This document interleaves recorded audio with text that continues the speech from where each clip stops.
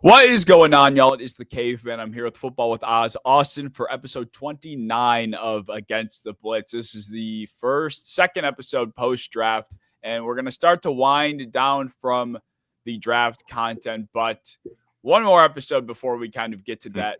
And in this episode, we're going to be doing something that I would say is very creative, something that I really don't see people do in the space, and that's rank prospects after they have been drafted based on their landing spots. And this is something that the fantasy community kind of does, but just because of fantasy football, of course, but we're doing it for every position, and that's not really applicable to fantasy football. So this should be fun. It is cool, and it's so hard to rank and then look back on your rankings when your RB4 ends up being like the fourth best running back on the team that drafted him. So it makes you look kind of stupid. So this is like full hindsight, looking at where they went, what their scenario looks like. This is us putting our foot in the ground and like actually predicting how these quarterbacks, how these running backs, how these defenders are going to turn out. And the way we kind of looked at it is we ranked them based off of like how their rookie contract will go. Because it's hard to look forward on a player if he has injury concerns or if he's an older prospect. And it's also hard to do it only after 1 year because there's a lot of projects in here. There's a lot of guys that are stuck behind on depth charts. So we're giving these guys like a 4-year window, 3-year window into how we're going to rank them. So I'm really excited about it. Yeah, this should be interesting because there are certainly some positional groups that for me were pretty shook up because of landing spots. So we should start with quarterbacks, of course. And I think we could just run through our top 5 and then discuss after the fact.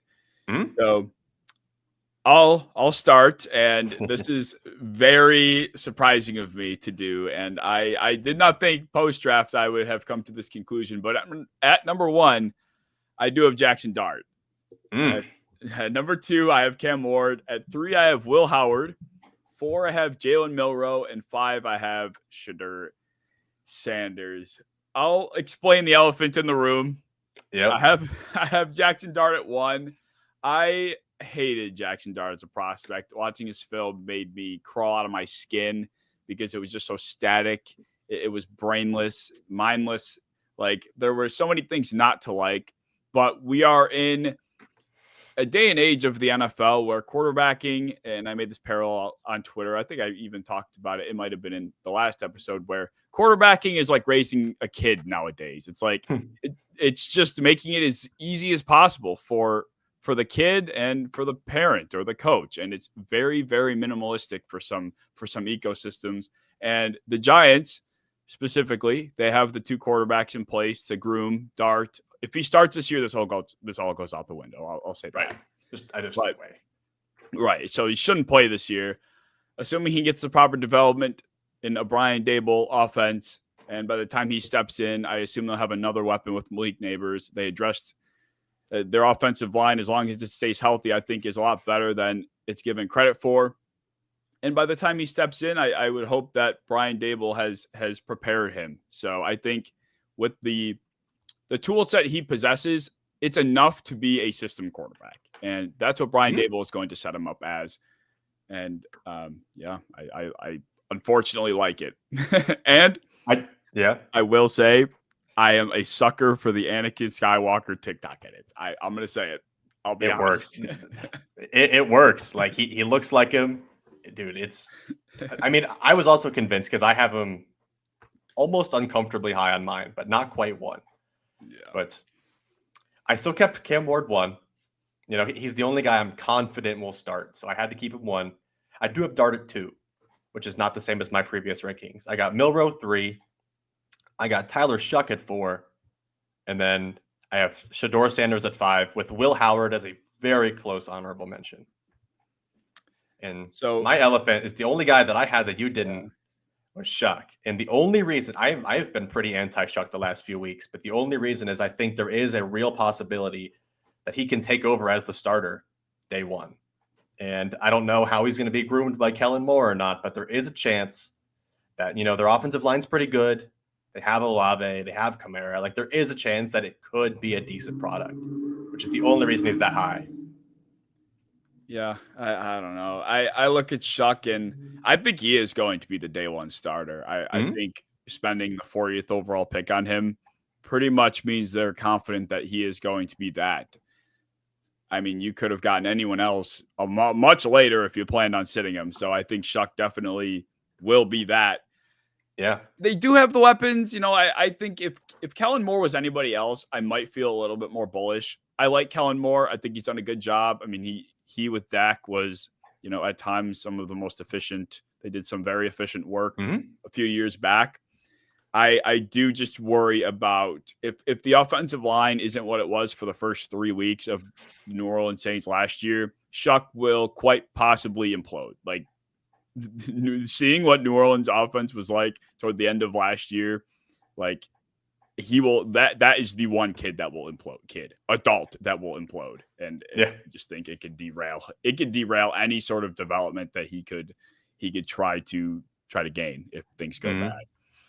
Well, the one question I had coming into this, which you kind of already answered, was predictively, do you think Rattler or Shuck win the starting job? But it seems like you're kind of leaning Shuck, and I am too. I know that there's a big Rattler hive out there, but I'm not one of them.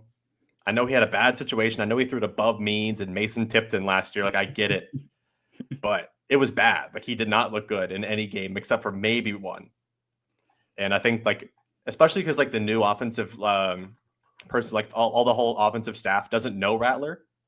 He still kind of comes across as immature to a lot of people, and I think that Shuck is older than him, so Yeah. I think he walks in as the vet over Rattler. He's literally older and pretty even amounts of NFL experience almost. So I think it might Yeah. be Shuck. So that's the only reason that he's in my top 5. Will Howard's close, and the only reason I don't love it is because Steelers quarterbacks just have not been producing, and I don't think that he's a step higher than what Mason Rudolph was as a prospect. I think he's actually very similar to Rudolph as a prospect, and I just don't see a lot of production. I think that it can lead to wins, but I don't see production from Will Howard anytime soon. Yeah, I get that, especially just given the track record of Steelers quarterbacks. I think for me, the thing that put Will Howard as high as 3 on my list was something I talked about when we were, in the pre-draft process was this is a guy that is willing to take those shots one-on-one down the Mhm. field. And I think he fits the run first deep shot type of offense so well. Mhm. So for a team that just acquired DK Metcalf opposite of George Pickens, Mhm. that is such a good fit. And he just feels like a Steeler too on top of it all. He So does. He was begging to be drafted. Dude, literally. he looked like a nose tackle on that couch, but he was ready to be drafted. Like he's a big boy. He's a Yeah. big boy, and that kind of fits everything they had with Roethlisberger, Mhm. and hopefully can be some kind of good character, and not let DK and Pickens beat each other up by the second quarter every game. But if he can beat out Rudolph in the QB camp, or even halfway through the season, I might change my answer. I just feel like they love Rudolph too much. They love him in Pittsburgh. They do like him a lot, like an odd amount. I think if there was one guy to kind of dethrone that, though, it's Will Howard. Just It could be. he's that kind of guy. Yes, he's just like him. Like he plays just like him. So I could see it. The other thing I wanted to address, I'll start with this. The reason I have Cam Ward at 2, and my vision for him wasn't as clear cut, was because as much as Cam Ward fits that shotgun style quarterback that Tennessee likes, is going to have with Brian Callahan, their offense just sucks. Like there's just Mhm. nothing admirable about anything. The offensive line is probably not going to be good again. Their backfield consists of Tony Pollard, who's on the backside of his career, and Tajay Spears. Their best receiver is Calvin Ridley, who I think is inching to 30. They have, as far as I'm concerned, they just signed Tyler Lockett. Like there's just nothing Oh, yeah. about this offense. Like it is just for an offense that is so primed to drop back and pass, there's nothing threatening at all. And Cam Ward himself, although the best quarterback in the class, is not that threatening. Like I'm not worried about Cam No. Ward escaping the pocket and making some unbelievable play or using his legs as the 11th guy. There's just nothing about Cam Ward on top of it that threatens a defense. So I'm worried that it's just I'm not going to say goes the route of Will Levis because Will Levis Oh, is a maniac, but what's different? There's really nothing different other than Cam Ward is just a better player, and that to me doesn't necessarily mean the development is going to go any differently. So, yeah. The only difference between those two is just Cam Ward's peace of mind. Will Levis, like any time the play gets out of structure, he just has like a monkey banging cymbals in his brain. But Cam Ward, like it is just like smooth sailing anytime anything goes bad. Even if he throws a pick, it's just everything's calm. So I do feel like if the offensive line play is bad, like he at least can get a grip and still like make consistent plays in the third and the fourth. But once Will Levis is once he's scrambled, dude, his eggs are scrambled. Like there's no getting them back. You can't unscramble an egg, and he is scrambled. that is true. So that I goes liked mentally and Levis. physically. Yes, I liked Levis coming out. Like I thought he'd be fun in the right system, but yeah, I mean they didn't give him a lot to work with. Calvin Ridley shouldn't be a wide receiver one at age 30 anymore. I did appreciate them getting Xavier Restrepo for Cam Ward as an undrafted free agent. That was nice. Somehow they got Elick and Umanor in the fourth. That was weird. That's a fantastic value pick. So I like it. And according to Cam Ward, Treylon Burks is a top 5 wide receiver in the NFL. So hey, that might be a room. Well, after the loss of Nicky Westbrook, I'm kidding. That's tragic. That was tragic. He's so good. The other question I had for you was what your outlook of Jalen Milroe looks like, because I just cannot. If he ends up being a long-term starter beyond first contract, I don't think it's going to be in Seattle. It just doesn't feel right. I like his fit. Like I like what they could do, but it doesn't feel like it would be with this regime.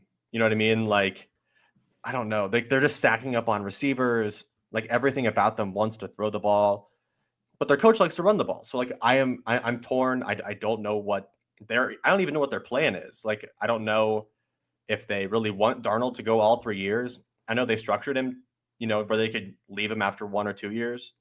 So if there is bad play from Darnold, I can see a scenario where they just let him walk and go the Milroe route, which would be insane, but he has the upside for it. And so I do like it, but I only put him on my list for upside. Like I don't see him starting in the next 3 years, not for Seattle. Well, that's kind of the thing. Like you hit the nail on the head. Like Sam Darnold, I think a lot of this hinges on Sam Darnold, because if he sucks and he proves he can't operate this offense that they have in place, then they turn to Milroe, who it could be premature. And what makes anybody think that an underdeveloped Jalen Milroe is going to operate that offense any differently than Sam Darnold did? So I'm worried that talk about a guy like Jackson Dart that needs work. Milroe needs probably more. So more, yes. I'm concerned about there's just no vision to me. We have a vision in New York that I can see through, whereas a vision in Seattle that I think I can poke a lot of holes in. Yeah, it was a good value pick, but yeah. I mean, there are times where you pick a backup quarterback that is nothing like the starter, like Lamar with Flacco. Like they had to completely change the offense to get Lamar Jackson in there, and it did work. Like they're like, especially like getting Jalen Hurts when they had Wentz. Like there is a scenario where you just change your offense. Like it doesn't have to play the Darnold way, especially with how their receiver room looks. It's weird. Like JSN, Cooper Kupp, like they're pretty slot heavy. So I don't know. I could see this team transitioning to a pretty run heavy team. They somehow got Damian Martinez in the 7th round. That was like the biggest deal of the draft, with Ken Walker, with Charbonnet. Like I could see this team turning into a run team if Darnold doesn't play to his 2024 self. Yeah, maybe that is the route they take. And you make a fair point too. We have seen a track record of teams going with younger quarterbacks that just seem completely opposite to what they want to do. So that is true. They could always pivot. It's just hopefully they don't pivot too early. That's my concern. Yes, pivot in year 2 or 3. Like that's ideal. That's what like Lamar didn't start his first year. He played a few snaps, played a few games, but he wasn't like the guy. And then same with Jalen Hurts. Like you can play a little bit, but like you don't want them to be the guy until they fully like diagnose the playbook, until they fully diagnose what being an NFL quarterback means, because it's very different, and it worked well for those two. So I think it can work for Milroe too. Fair enough. Do you have anything left on the quarterback subject? Not really. I mean, there's only just Shador Sanders, and that's the biggest Yeah. the biggest question mark of this entire class. And it just falls down to which of the 5 quarterbacks for the Browns play. Mm-hmm. And my biggest concern for him and why he's so low is that I think they're going to be bad this year. And I think they're going to have another high pick. And I think quarterback goes with that pick next year. Lenora Sellers, I mean, God forbid, Arch Manning enters this draft. Like they have Nussmeier. Like I think they go quarterback first round if they are picking top 5 again. And Shador just gets buried or traded. And that's a terrible start to a career. So I almost had Will Howard over him, and I might change it. Like Yep. I just don't like the way his career looks as of right now. I honestly barely thought about it. I just put him on the list because he was in my pre-draft rankings list, and it made it. I still believe he's a top 5 quarterback in the class, regardless of what happened. But yeah, the only thing I wrote down was he has to win the job in Cleveland if he wants a shot. Like he has to win it. Like at latest, like week like 6. He that's like the latest he can come in and start to play well. But he has to play well. Point, like it, right? Yeah, like if he plays like Rattler, they're just going to look for another quarterback next year. Like he has to prove that he's like mature, and he has to prove that he can ball better than any rookie can next year. And I don't know if I see that quite happening. He's a little bit more of a project to me than most people think. Yeah, he needs to, and that's the other part too, is like it needs to not just be like, he gets thrown in for the last 4 games and it's like, okay, well, there's some positivity here. Like maybe it can work. It's got to be like 2/3 minimum of the season he needs to win the confident going into next year. So it really is just, it's bleak. But if there's one place, I guess it could be Cleveland because this competition is bad. I mean, Joe Flacco seems like he's the guy right now, and you don't want a 40-year-old Flacco being the guy. No. Like Flacco was serviceable last time 2 years ago, was not good in Indianapolis, and this team does not have Nick Chubb. This team does not have, like Amari Cooper killing it anymore. Like they are not the same Browns team as before. The offensive line's not nearly as good. The defense is half as good. You can't just run Joe Flacco out there and do what he did last time. Like he's going to have to play better, and he's 2 years older now at 40 years flat. No bueno in Cleveland. Yeah, not at all. Well, for the running backs, though, I am interested to hear how your list broke down because I think we'll probably end up having something similar. So maybe something similar, but mine's a little interesting. So Genty 1. I put Marion Hampton back at 2. I love his fit for the Chargers. Love it. Travion Henderson drops down to 3 with the Patriots. Number 4, I have Caleb Johnson for the Steelers. And then 5, I have Quinshon Judkins with the Browns, with a very close honorable mention with RJ Harvey to the Broncos. Interesting. Okay. So you left off, well, you didn't leave off anybody too damning. My list is different then. Okay. So it was a lot different than I thought it would be. Yeah. Maybe my list is just bad. Let's just hear the list. Let's hear the list. So I put Genty at 1. Fair. I put Henderson at 2. I have RJ Harvey at 3. Put Scatterbo at 4. And Hampton at 5. So, yeah, we did have quite a bit of a difference here. I want to hear your thoughts on Judkins because I really am concerned about I'm concerned about the offensive line in Cleveland. That's the bottom line. And whether it was healthy 26-year-old Nick Chubb or 22-year-old Quinshon Judkins and however old Dylan Sampson is, I just don't think 20. I'm concerned about how these guys can produce early in their career behind that offensive line. So I want to hear what you think. Yeah, I'm not so concerned about the interior. It's the same interior offensive line they've had the last, 5 years. It's the same 3. The tackles are the ones that are mixed up. So it'll probably be DeWand at left and Conklin at right. It's a good line on paper. They just need to play together. Like they need to have the same 5 out there. And that's been their problem is they had Jedrick Wills sucking and a lot of injuries on the interior. So if they have the same starting 5 all year long, I do like the line. But I think a lot of it also was their play calling. And I mean, especially having like John Dorsey as like a play caller or Ken Dorsey, sorry. Like Ken Dorsey cannot be your primary play caller. That's just bad. So I like Judkins. I think he does take the RB1 role. And he's one of the only guys here that I can confidently say takes RB1 from the start. I think he's comfortably better than Jerome Ford. I think he is better than Dylan Sampson. So that's the reason he's still in my top 5 is like I can just see an easy path for a lot of carries. And I like the player individually. Yeah, that makes sense. I think the other thing too is the cornerback play that worried me. Yes. At least year 1. I guess year 2 we don't know, but that is true. Judkins probably outside of Genty is the only one that has the job hands down.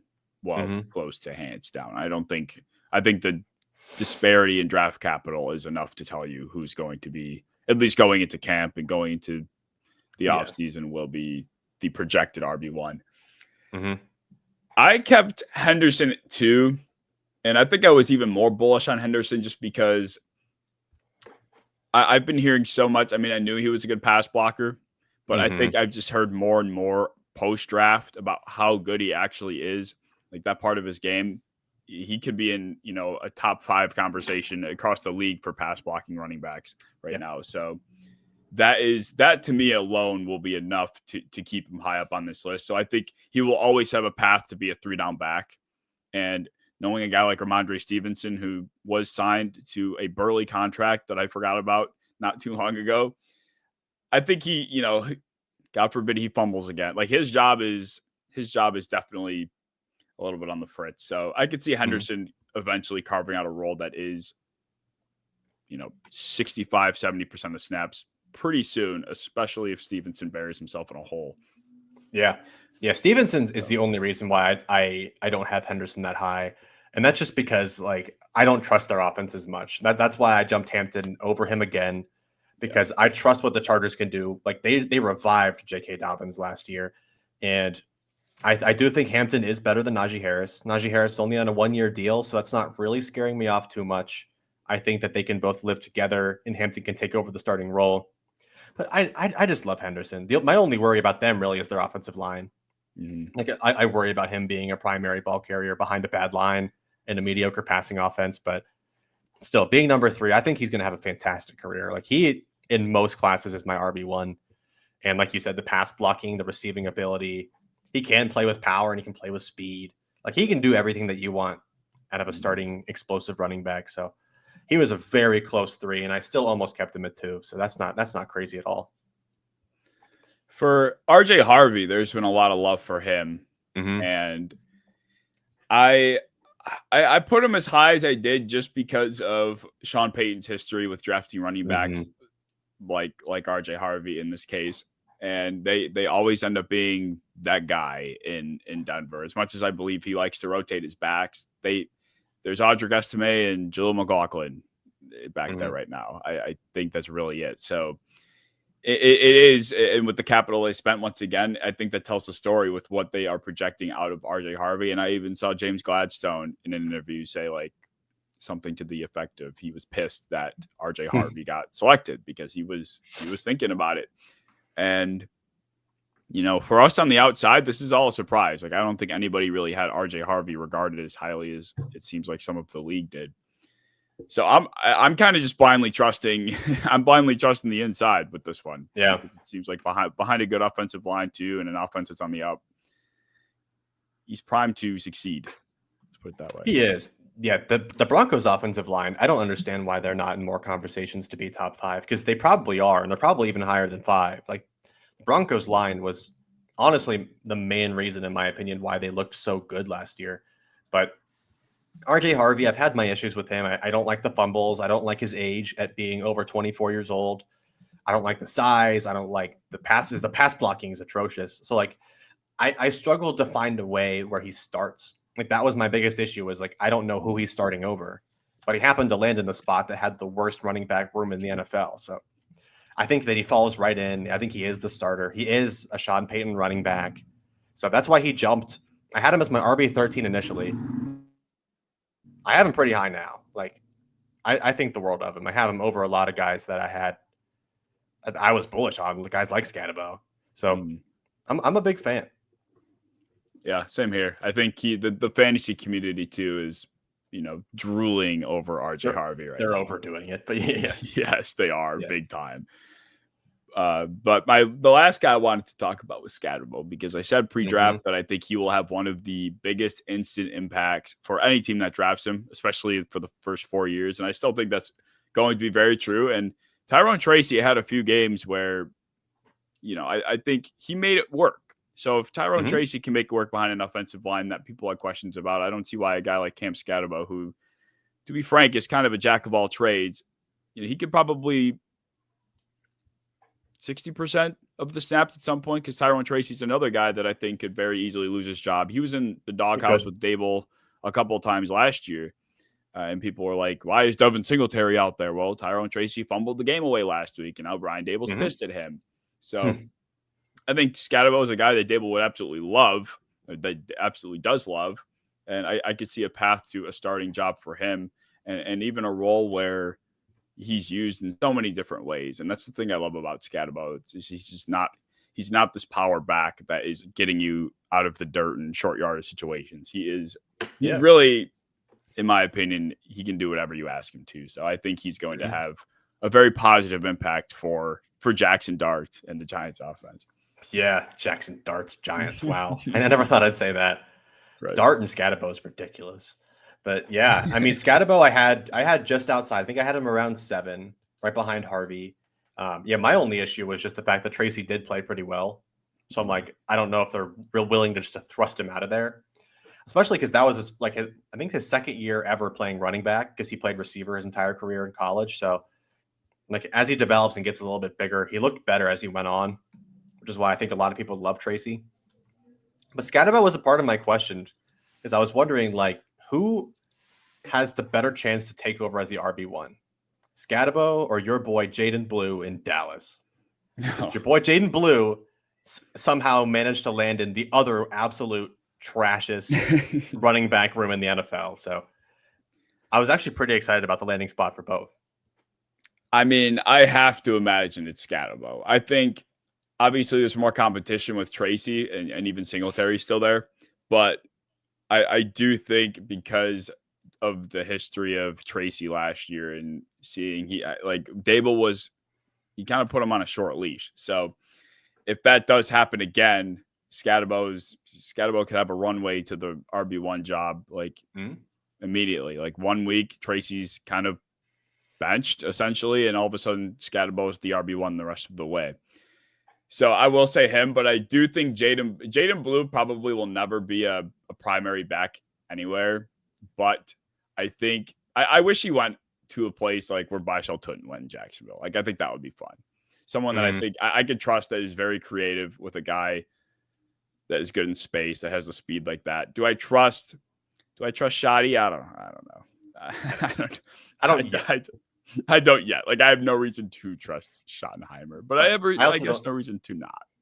Well, I don't trust Miles Sanders, and I don't trust Javonte Williams, which is the only reason that I'm pretty high on Jaden Blue now, because I'm just like, he walked into the, in my opinion, like easily one of the easiest running back rooms to start in. Like if he has any decent of a camp, and if he gets some early playing time and catches a few balls, like I think that he could easily slowly work his way up for more carries, just because Javonte was so bad last year. And Miles Sanders was also equally bad, if not way worse, the last 2 years. So I feel like Jaden Blue can be right there with Scatterbo. Like I like both of them to get some good carries this year. Well, we're going to have to do something fun here, because I think this would spark a lot of controversy, depending on how you responded. Fair. So shout out Pick a Side. They do the Would You Rathers all the time. So we're going to throw a couple of our own in. And who better to do with than Ashton Genty? So I'm going to go through a list of running backs and gauge how you feel about Genty against. I'm aggressive on Genty, so good luck, because I'm high. I'm high. All right. And how high? I was about to ask, like, is this for like tomorrow? Like, is this who I would just rather have, like, if I was playing a game tomorrow? I would say like 2 years. I think that's a fair amount of time. Like, I got it. You could still consider like the Derrick Henrys, but you can also, leverage the age of Genty. So we'll do that. I will do that. All right. Joe Mixon. Genty. Yeah, Genty. I'm taking Genty. Joe Mixon is just so old. Yeah, he is. David Montgomery. I'm taking Genty. I mean, like David Montgomery without Ben Johnson was a little bit different than I'd like. How about Chuba Hubbard. I'm taking Genty. I know you love Chuba Hubbard, but Yeah, Genty's going to clear. All right, let me up the AT. Ken Walker. I like Genty better, but I am a Ken Walker fan, and I think they actually kind of play similar. So this is not Ken Walker hate. I love that guy, but it's Genty. This is probably a guy that could have gone lower on the list, but Bucky Irving. I'm still taking Genty, but I love Bucky Irving so much. Bucky Irving's fun. Bucky Irving's super fun. Jonathan Taylor. That's the best one yet. Yep. But I got to take Genty just because Jonathan Taylor keeps getting banged up. I got to take him. Jonathan Taylor just keeps getting hurt all the time. And he can't be a receiver. He hasn't been and he won't be. Genty can. Genty was like one of the best receiving running backs in 2023. They just stopped using him like that. Wow. Okay. He's that good. You got to bank on upside. Josh Jacobs, I have him in the same boat as Jonathan Taylor, but he's been healthier. So I probably would prefer Josh Jacobs because I know what I'm getting. And I know I'm getting a beast. But it's way closer than you think. Like I was almost put Genty. Let's try a different kind of style of running back. Bijan Robinson. I'm taking Bijan because he also has the upside in there too. But it's also close. Like I have Genty as a better prospect than Bijan, but Bijan's shown he can be a baller. James Cook. Probably Genty. I'm saying. I love James Cook, but not. I don't know. Just going forward, I think Genty can just bring so much more. Devon Achane. I'm taking Genty. Really? I love Achane. Really?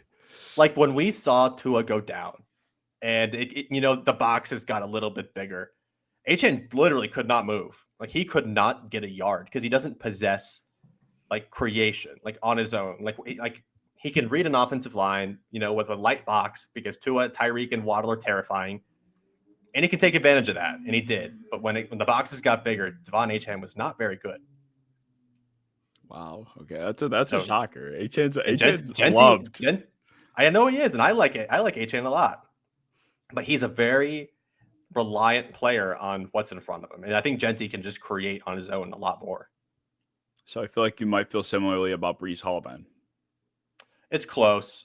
It's closer. I like Breece Hall more than Achane just because of the upside. But again, Breece Hall's injuries, I don't think he's still rushed for 1,000 yards yet. And I think Genty does this year. So yeah. I'm taking Genty over Breece Hall, but it's close. I love Breece Hall. But like the last one, see what we got. Yeah. The last one I'll go with is, I don't know if this is difficult or not, but Derrick Henry. I'm taking Derrick Henry. I mean, the only thing difficult about it that made it kind of close in my brain for a sec was just age. That was literally it. Like, it was just like, when is the year Derrick Henry falls apart? But if he shows anything like last year, I'm taking Derrick Henry. Yeah, fair enough. Yeah, I don't know. Genty. How will he? You have to just love the upside. Like, I can't go into it being like, well, we haven't seen him play in the NFL yet. But like, imagine what you saw in college and imagine him doing that in the NFL. Like, he has all the traits. He has every physical trait, every production trait. Like, he can do it, and he probably will. I think the only one I disagree with you on is Achane. I mean, I had my hesitations, but Achane I was surprised about. I think he's so unique. Like, there really I take Jonathan Taylor over Achane. Yeah. Really? Yeah. It's close. I think that one's close. Jonathan Taylor's faster than I think people give him credit for. Like, that guy's got long speed. So I think I could see that one. Jonathan Taylor, to me, I think is as of right now, still very underrated. Like, people still forget that he was the leading rusher 3 years ago or whatever. Mm-hmm. The only thing that I value and what makes me pick Genty over Achane was the ability to take a lot of volume and defeat anything that's in front of you. Like, Achane can defeat some stuff that's in front of him. Like, when he gets a screen and he only has one guy ahead of him, he can break the angle better than anybody in the league. But as a receiver, he clears Genty. Absolutely. Like, he can run routes from the slot. Genty, like, as a runner, will punish you over and over and over again.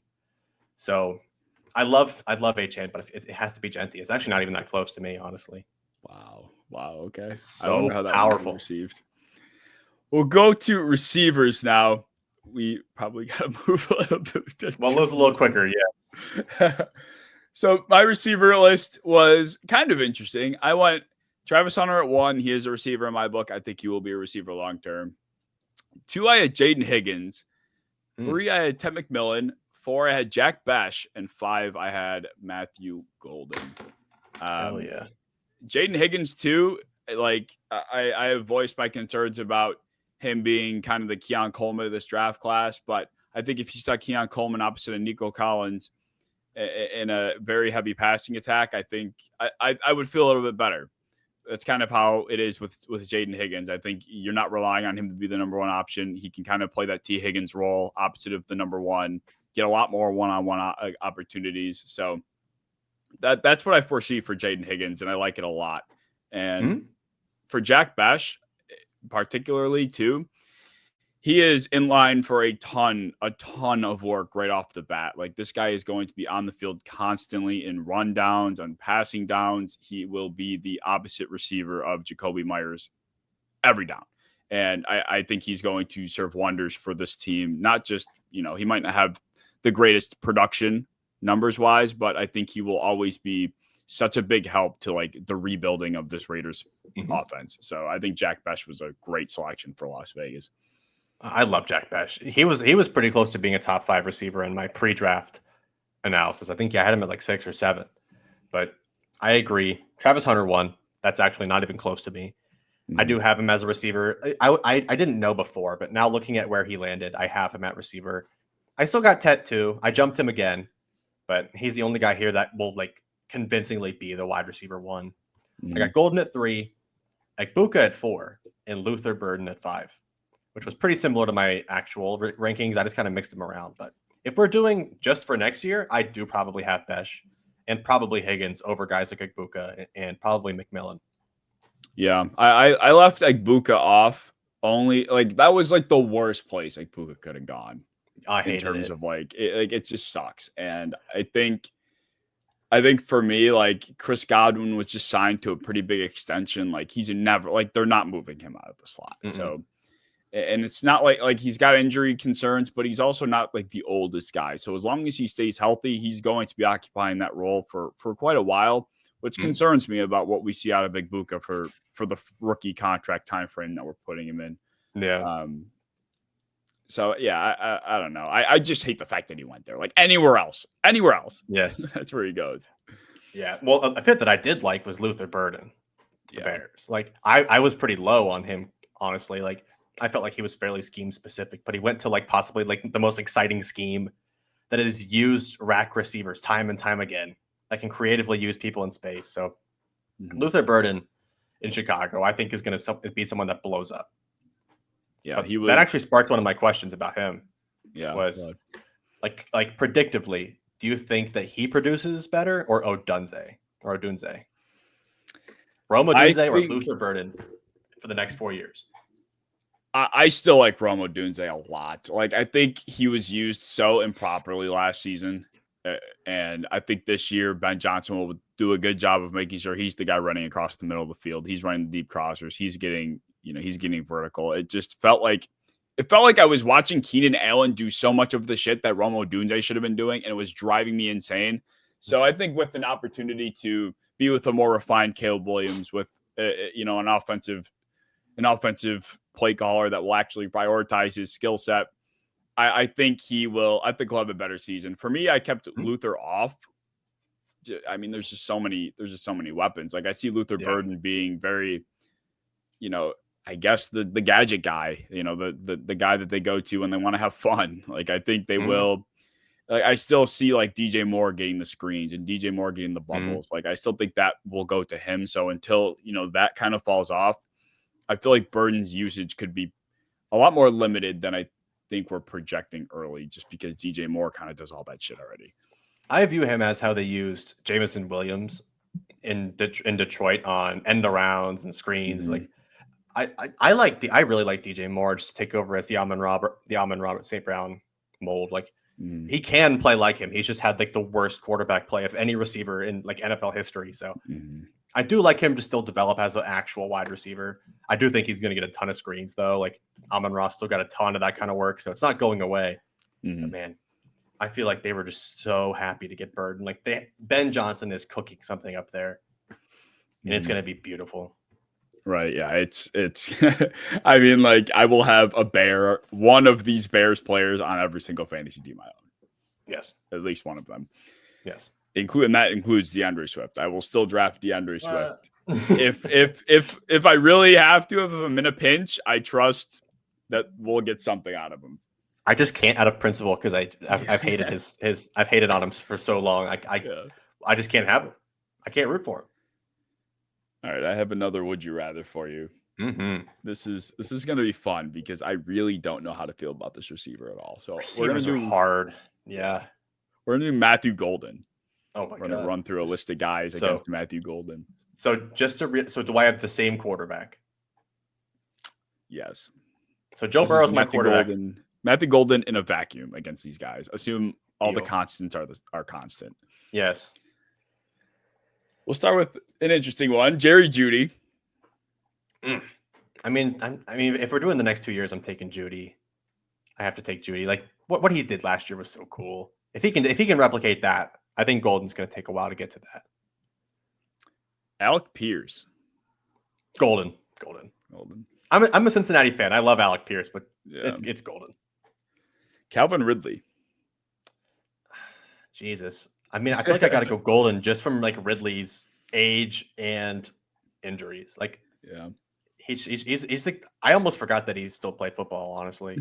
Right. I remember when he came back from his suspension and I realized how old he was. I'm like, holy shit, he's old. Like, he's like the same age as Amari Cooper. Yeah. Like, I always viewed him as like who he was before the suspension, was a young kid that can burn by people over the middle of the field. And then, he's not. Yeah, I'm taking Golden purely on age at that point. Like prime Ridley, like, Falcons Ridley easily. But today's Ridley, tomorrow's Ridley, I'm taking Golden. Falcons Ridley was one of my favorite receivers. Oh my god, yeah, he's the first overall pick for me. Yeah. Xavier Worthy. That's close. Very close. I like Golden. I liked Golden better as a prospect, and I'm going to hold on to that. I think Xavier Worthy, a lot of that comes from playing with Mahomes and Andy Reid. So I'm going to take Golden still. Fair enough. Zay Flowers. I'll take Zay Flowers. I would, but that's also me. I was so high on Zay Flowers coming out, and I can't let go of that. I can't. Jameson Williams. I'll take Golden just for like the actual wide receiver one upside, but because Jameson probably will never be that. But he is a beast. Like, that's closer than people think. I just answered it kind of quick. Chris Olave. Oh, I'm taking Olave still. I feel like they'll almost be the exact same player. But at least because Olave is at least proven he can do that, I'm gonna take him for now. I have a couple more. Jalen Waddle. I'm going. I love Waddle. It has to be Waddle. I'm not giving up. I am not giving up on Waddle. What we used to see from Waddle was so good. What do we got? Jordan Addison. They're very close to me. Yeah. But I think I'm just going to have to take Golden because Addison will forever be a 2 as long as he's in Minnesota. As much I love Addison, but Golden, just the ability to be a 1 in Green Bay gives him that edge. I think the last one I have here is Rashee Rice. Oh, Rice. It's Rice. I mean, Rice. Barring he goes to prison, it's going to be Rice. If I'm factoring in the risk that he gets suspended and goes to jail, I'll take Golden. But in a vacuum, it's Rice. I think I gauged this well. I tried not to add like the clear and obvious ones. Yeah, him or Jamar Chase. Yeah, right. Yeah. But I don't think there was anyone I left off that I felt like maybe. Yeah, I don't know. Like there were some guys where I'm just like the main thing to me is just the upside with Golden, like in his ability to possibly be his team's wide receiver 1, but it's close. It's very close for like half of those. Like Ridley was probably the closest one, and I probably would take Ridley in a vacuum, but factoring in like the possibility of injuries and his age, like he'll probably be like 32, 33, like by the end of 2 years. Like I'd probably take Golden. Fair enough. All right, we could go to tight ends now. I'll let you go first on this one because I shook mine up a little bit. I really didn't. I have Warren at 1. I'm more bullish on Warren than a lot of people seem to be. But Loveland at 2. Mason Taylor at 3, Terrence Ferguson at 4, and Oronde Gadsden the second at 5. So that was my big special shakeup. Otherwise, I kind of kept it pretty stock. Fair. Yeah, I got Colston Loveland at 1, Tyler Warren at 2, Mason Taylor at 3. I went Elijah Arroyo at 4, and then I went Terrence Ferguson at 5. So okay. I had Harold Fannin in just because I think that he's going to be their slot weapon. But Terrence Ferguson, as long as Stafford is there, I love it. The shit I hate about Ferguson is that they still have Colby Parkinson and Tyler Higbee. So I don't know when both I think he'll forever be stuck rotating snaps. That's like really my only issue. I really don't know if he'll ever take over the starting job like Higbee did. At least in his first 4 years. I guess that's kind of the capped window I looked at it in. But I do think he'll probably be in like a 33% snap share kind of thing, which is fine. Gadsden was the one I was like, I kind of forced it, I'll be honest, because they're going to run the ball a shit ton and he's just not going to be on the field. Like he might be lucky to see like 15 snaps this year. So, but I'd probably prefer him to like lose weight and just play at wide receiver than like try and cosplay as a tight end. He's not a tight end. He is a gigantic slot receiver. And that's like where he was at his best at Syracuse. So like stop pretending. Don't be a tight end. Just go be a receiver. Like you don't need to block. Just go catch balls down the seam. Be a red zone threat. Be Mike Williams again. That's kind of why that was like the one reason why I put him there, is because when they are going to pass the ball, I think he's going to be out there. Like he is far and away the best receiving tight end they have. Like it's not even remotely close. So anytime it's an obvious passing down, okay, Oronde, get your ass in there. Yes, so, he should like red zone. I love him in the red zone. That's where he was always at his best. Like I see it. I'm just like, I just need to know if he's playing actual tight end and he's like, supposed to be a blocker, because I hate him there, but I absolutely love him if we're getting him in space. But I mean, like Jim Harbaugh did use Colston Loveland appropriately. Like he still used him as a slot kind of tight end. So I do see a scenario in which Gadsden does get used that way. The only other comment I really had about the tight ends was I left Arroyo off because I was conflicted. So if we're if Milroe ends up being the quarterback in Seattle and we do transition to this run heavy offense, like I don't see Arroyo. It's kind of the same thing with Gadsden. Like, do I see Arroyo fitting in that type of offense and seeing a significant amount of snaps? But if Arroyo comes in now and he is, does he win the tight end 1 job? I guess is the question. I think he should. Yeah, because like my only thing is like Noah Fant has been the breakout tight end of the year for 5 straight years. Like he's like, oh, like it's not too late. Like Noah Fant, like this is his year. This is his year. His quarterback got worse. They have a new offensive coordinator that doesn't care about tight ends. This is not Noah Fant's year. It hasn't been and it won't be. Noah Fant is who he is. But Arroyo has potential to be a monster. He is the most athletic tight end in this draft. I am banking on the upside here, but I see it. He was almost my 3. He's probably the best downfield target the Seahawks have at this point. Honestly, I would rather run him on a go ball than Cooper Kupp. Yes, like I forgot they have MVS. I love MVS as a go route, but second, I'm putting him at second. I did forget about that. Poor MVS. That's all he does correctly, actually. Yeah. The MVS has to have the most goes and posts run in history. I want to know that stat. Like him, Van Jefferson on the Rams. Like there's a whole group of people that have only ran goes in their entire career. Marvin Harrison is he should be on that list. Yes. Alec Pierce is also one we mentioned him earlier. Yes, he is. Rashid Shaheed. I feel like Rashid Shaheed's route tree is kind of opening up a little bit, but he's turning into that almost. Like he was like an end around and screens, but he's developing as an actual route runner that can win downfield now, and I love it. God, I love Shaheed. I forgot he was real. Yeah, I know, right? I remember his first 3 punt returns go for touchdowns or something ridiculous. Probably he's a beast. He's so good. All right, I did have it. Would you rather for the tight ends, and I'll fly through it pretty quick. I have to stick with one of the top 2 guys, and we're going with Loveland. There are not So that this is many like a tight 2-year ends. span.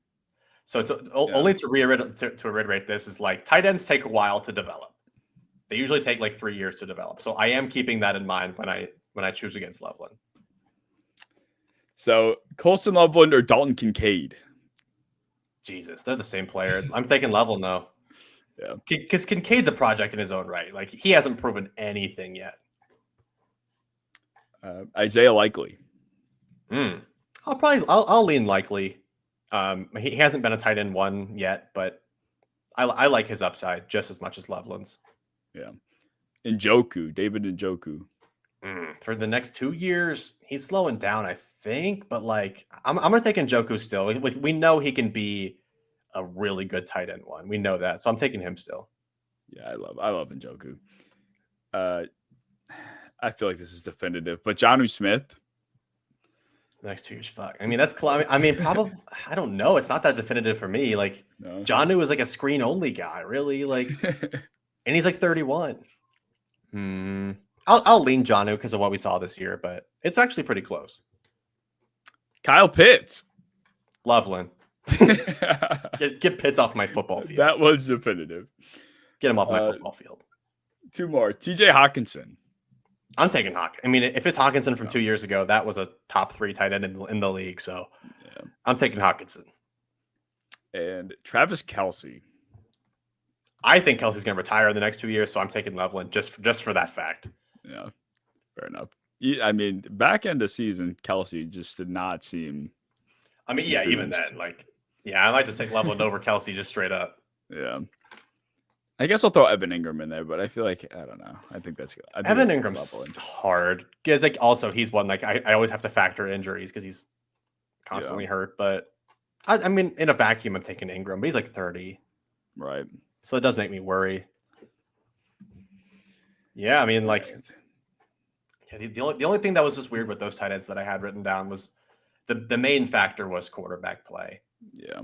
And if the Colts don't move on from AR or Daniel Jones, like, unless Warren just takes end arounds and QB powers and screens, like, unless they use him how he was in Penn State, I think Loveland has a hotter start. Yeah. I think it'll all depend on the quality of volume that Warren sees, how many touchdowns he catches, and then how much competition Loveland is really dealing with, like, because there's just so many guys there. So, yeah. Offensive line, I think we can move through the offensive line. Yeah, because it's kind of hard to ask questions. Yeah, it really is. But yeah, I don't know about you, but yeah, I lumped all my linemen together because there's so many guys that might play guard, might play tackle, might play center. So I kind of just put them all in the same boat. Okay. But if we're starting it off, number 1 is my boy Josh Simmons. Somehow fell to the Chiefs. 2, Will Campbell. 3, Mimbow. 4, Gary Zabel, our friend. And 5, Kelvin Banks. I like it. I did have them separate, but I can lump them on the fly. I went Will Campbell 1. I would have probably Josh Simmons 2. I mean, I just can't imagine that doesn't work out. At 3, I would go Armand Membu as well. At 4, I'm going Donovan Jackson. I'm hammering Donovan Jackson. And at 5, what? I mean, I've loved him that much throughout this entire process. And then at 5, I'm gonna go Tyler Booker over Gray Zabel, which is something that I am only doing because we're throwing poor Gary to the wolves here. Like he's going up front he's like the guy that's supposed to like put this whole offensive line together and fix it. He's gonna do it. I'm rooting for him, but like his help around him, if he has a bad game, it's gonna get dark. Like that's the kind of the situation that the Seahawks are in, where they drafted, this interior offensive lineman to kind of be the solution, but that doesn't mean the pieces around him are functional still. So right. I trust that the Cowboys offensive line will come together a lot more with Tyler Booker and the help he has. That's kind of what came into it a lot, was just where these guys were slotting into and the players that they were going to be playing next to. Like it's always a unit with offensive lines. So yeah, totally fair. Poor Gary, man. Poor Gary. He's got it. So I think you can kind of say the same thing for interior defensive line. Like mine was kind of crazy. Mine got switched. Mine got switched around pretty heavy because because I base mine a lot on who they're playing with, and how I think they're going to produce was kind of my thing. So I'll let you start it off though if yours didn't change too much. I guess it did. Maybe I don't know. It's kind of hard because anyway, I went Mason Graham 1. I put Darius Alexander at 2. Oh, Ken Grant at 3. Walter Nolan at 4, and Omar Norman Lott at 5. So, yeah, I mean, I think you can kind of see why some of these guys are here. I mean, Darius Alexander's probably the worst guy in that defensive front, and he's a freaking animal. So, I think that could only mean good things. I like Ken Grant a lot for the Dolphins. I think he's going to do wonders for those edge rushers, and he's probably going to be one of those guys that just never gets enough credit throughout his entire career, but he is just consistently one of the best interior defensive linemen in the league. Like I think that's unfortunately his path, but he's going to be great. And like Walter Nolan, I didn't love putting here, but fitting next to Calais Campbell and rotating with Dalvin Tomlinson, I like that. And then Omar Norman Lott, just like if he can produce any close to the rate that he produced at in college, and he's playing next to Chris Jones, like we're fucked. That's it. Yeah. So mine looks a lot different than that, and a lot different than my own before. But the D tackle class is so stacked. Like I don't think you can go wrong anywhere. But I went 5, Darius Alexander. I still had to throw him in there. Yeah. 4, I went Kenneth Grant. 3, Walter Nolan. 2, Mason Graham. And 1, Derek Harmon. Derek Harmon to the Steelers is like the most terrifying thing as a Bengals fan to look at. Like him as the Cam Hayward prodigy is this, especially next to the pass rush they always have every year. It's so scary. Even without Watt, having guys like Highsmith and Hayward and Keanu Benton, like that's just such a nasty front. I think Harmon's just going to unleash. Yeah. I mean, he was my 6 without question. I only left him off because I'm afraid he gets, I guess, lost in the weeds of all of the guys that get after the passer on that team. So if he doesn't individualize himself and really, stand out and become if he doesn't reach the ceiling, essentially is what I'm saying, then I think he will just kind of be another one of those Steelers pass rushers. He'll be like Stephon Tuitt. Yeah, which is completely fine. Yeah. Like that's still awesome. Yeah, that's a good player. So, yeah. But yeah, I mean, Derek Harmon to the Steelers is just, they already have enough. Like, why? I mean, it's just because they can, and it's going to be annoying. Yeah. Because they're top 3 in sacks every single year, and they're going to be again. Even if Watt is regressing, just have Highsmith and Cam Hayward and Keanu Benton and whoever else they want. Like they're all going to get 10+ sacks. Like it's so stupid. No. Edge rushers, mine were kind of interesting. I had a hard time though. I had a hard time projecting some of the edge rushers because it is a lot more about the player, I think, than it is about what's around them, because edge rushers are, they could single-handedly wreck a game. Yeah. But fit does matter too. So I have Abdul Carter at 1. Yeah, go ahead. I went Mike Green at 2. I think as long as he stays out of jail with the Ravens, like, I mean, what the fuck? Like, come on. I put Nick Scorton at 3 with the Panthers. Michael Williams at 4, and Landon Jackson with the Bills at 5. I've come to really love that fit. So yeah, I like Landon Jackson. He was the guy I put as one of my honorable mentions because I do like the player a lot. As long as like the water doesn't get too muddy with like how long does Joey Bosa stay? Like does Epinesa stay? Who knows? Like Mike Hoyt or however you say his name. Like does he come back from suspension? It's a muddy room, but I love the player. So if he can emerge, I love it. But yeah, number 1 should not be controversial. It's Abdul Carter. My top 5 actually stayed the exact same. I have Shamar Stewart 2, Mike Green 3, Michael Williams 4, and Donovan Ezraku staying there at 5. And I was excited about Ezraku to the Cowboys because that's like the one team where like him and Micah Parsons can just attack.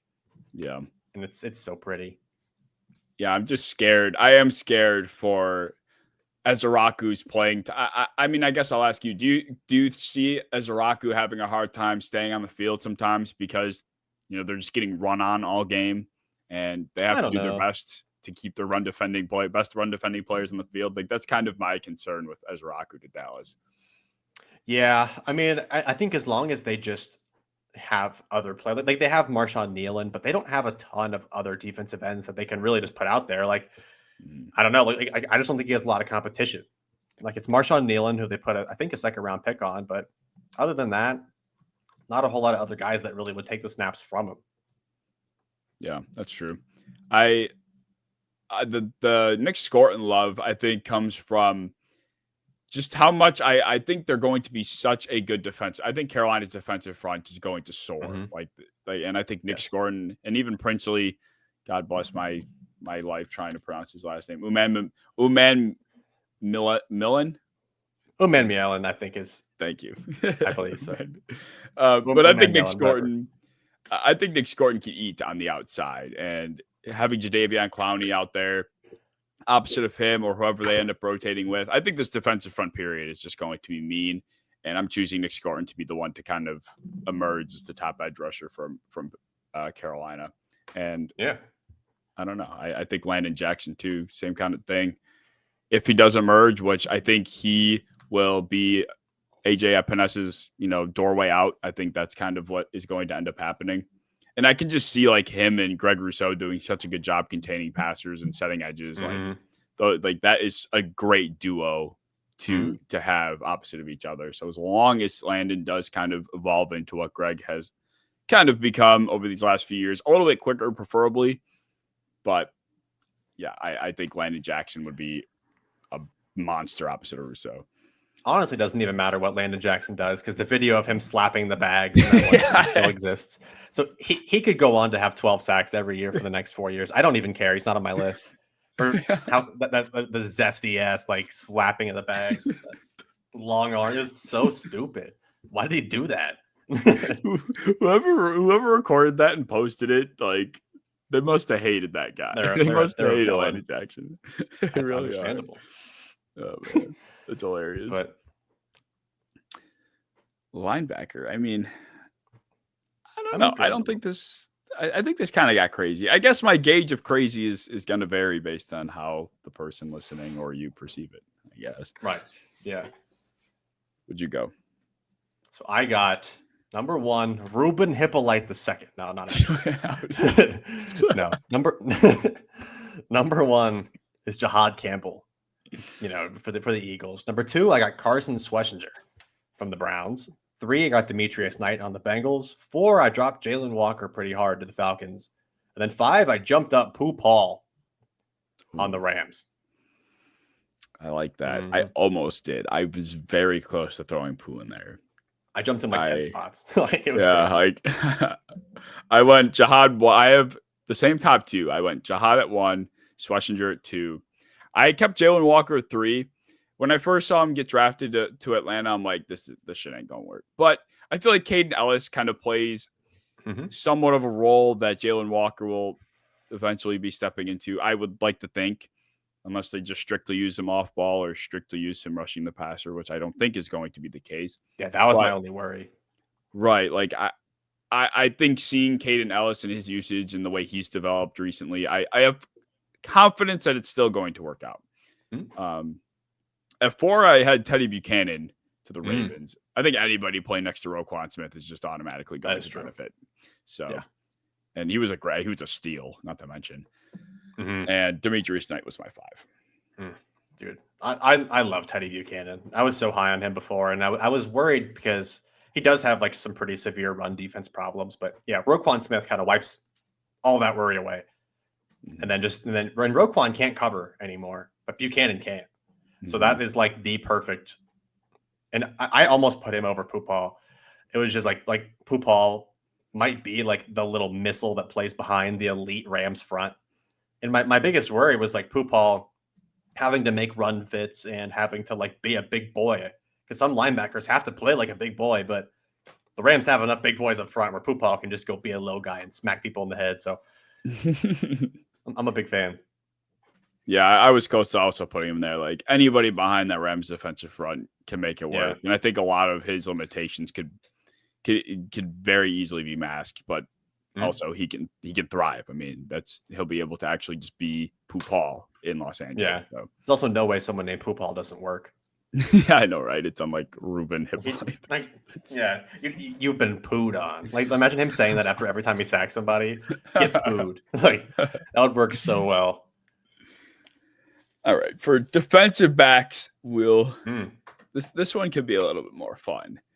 I had some fun with this one because it really is. I don't think there's a consensus you can really feel like you go. Are you lumping corners and safeties together? No, I just kept corners. Okay. Okay. My corner list goes as follows. I have Jade Barron at 1. I put Siobhan Revel at 2.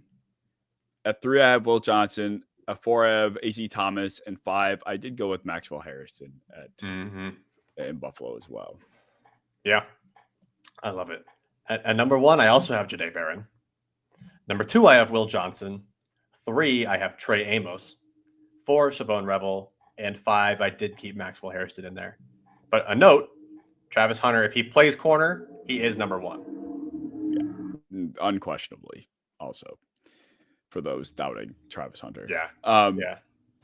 I'm glad that Siobhan Revel made our list for each of us. I think he fits so well in that Cowboy room. Like, he just feels like he is going to slide in and be a perfect fit next to Bland and Diggs. Man, Will Johnson, just stay healthy, man. That's literally it. Like, he's corner 1 by a mile if he's healthy, but it's just like, I don't know. He's also playing at a team that hasn't had a lot of successful corner play in Arizona since like Patrick Peterson, whereas Jade Barron can come in and kind of hide behind the really, really good Broncos team and not even have to be their corner 1. He can just be a nickel and fly around the field. So I think, like, production wise and PFF grade wise, like, I think Jade Barron's comfortably my 1. Yeah, agreed. For Trey Amos, I kept him off only because, like, kind of what I was talking about, the same idea with Zabel. Like, he's going into a room that is pretty dormant, and he is probably going to have a lot more responsibility in his first couple of years than a lot of rookie cornerbacks usually have or really should have. So it could go well, it could go fine. I just think the risk is a lot bigger. There's a lot of potential disaster that could go wrong there, but that was really it. Absolutely. I didn't have a would you rather for this, but I feel like I want to make one real quick. Like, can't be that hard. Yeah. Let's do. What's that? Well, like, the thing